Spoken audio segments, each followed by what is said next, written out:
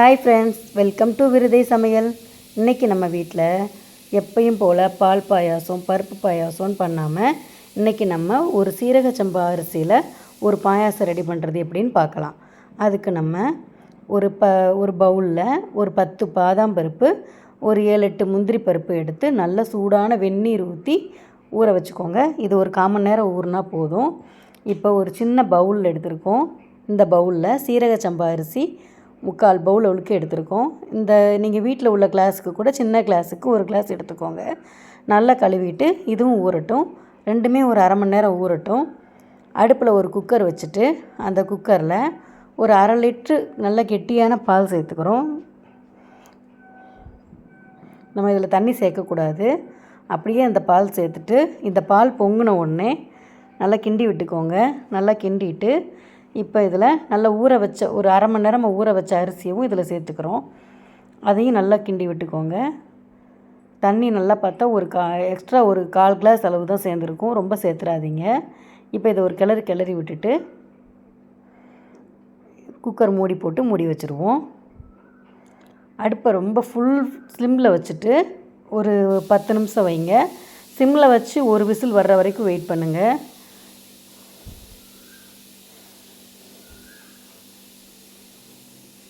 அடுப்பில் கடாய் வச்சுட்டு எந்த பவுலில் நம்ம அரிசி எடுத்தோமோ அதே பவுலுக்கு முக்காலாக 2 தடவை எடுத்துக்கிட்டேன். 1/2 பவுல் கணக்குக்கு சுகர் எடுத்துருக்கோம்.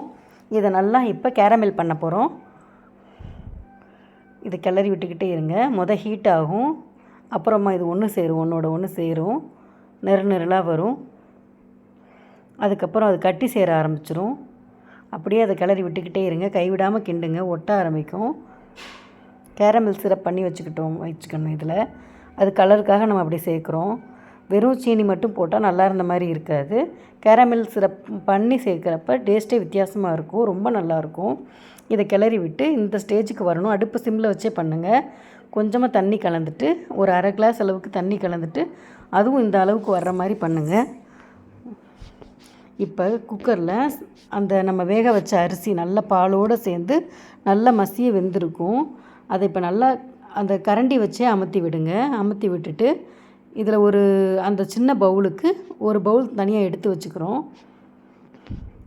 மீதி இருக்கிறத மிக்ஸி ஜாரில் நம்ம ஊற வச்ச முந்திரி பாதாமையும் சேர்த்துக்கிட்டு நம்ம எடுத்து வச்ச சாப்பாடையும் சேர்த்துக்கிட்டு கொஞ்சமாக தண்ணி சேர்த்து நல்லா மையாக அரைச்சிட்டு வந்துக்கோங்க. இப்போ குக்கரில் அடுப்பு சிம்மில் வச்சுக்கிட்டேவும் அந்த வேக வச்ச சாதம் இருக்கு இல்லையா, அதோடு சேர்த்து இந்த கேரமல் சிரப்பை நல்லா கிளறி விட்டுக்கோங்க. எல்லா கேரமல் சிரப்புமே கரெக்டாக இருந்த மாதிரி இருக்கும். எல்லாத்தையுமே சேர்த்துருங்க. நல்லா மசிச்சு விடுங்க. உருவமே இருக்காது, கொஞ்சம் திரளாக தான் இருக்கும்.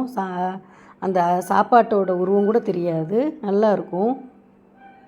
இதை நல்லா அமுத்தி விட்டுட்டு கிளறி விட்டுக்கிட்டோம். இப்போ நம்ம அரைச்சி பாதாம் முந்திரி கொஞ்சோண்டு பால் சாதம் எடுத்துருந்தோம் இல்லையா, அதையும் சேர்த்து இதில் கிளறி விட்டுக்கலாம். நல்ல ஒரு பிங்க் ஷேடில் கிடைக்கும். நம்ம அந்த கேரமல் சிரப் சேர்த்ததுனால பார்க்கவே சூப்பராக இருக்கும். ஒரு ஜிகர்தண்டா ஃபீலிங் வரும் இதில் பார்க்குறப்ப, நல்லா வாசமாக இருக்கும். இப்போ இதில் 2 ஸ்பூன் அளவுக்கு கொஞ்சமாக நெய் சேர்த்துக்கோங்க. நெய் சேர்த்துட்டு முந்திரி பாதாம் பிஸ்தா 1-2 சேர்த்துருக்கேன். ஏலக்காவும் சேர்த்துக்கோங்க, 2-3 ஏலக்காவை, இல்லை பொடியானாலும் சேர்த்துக்கோங்க. இதில் நெய்யில் போட்டு பொன்னிறமாக வறுத்துட்டு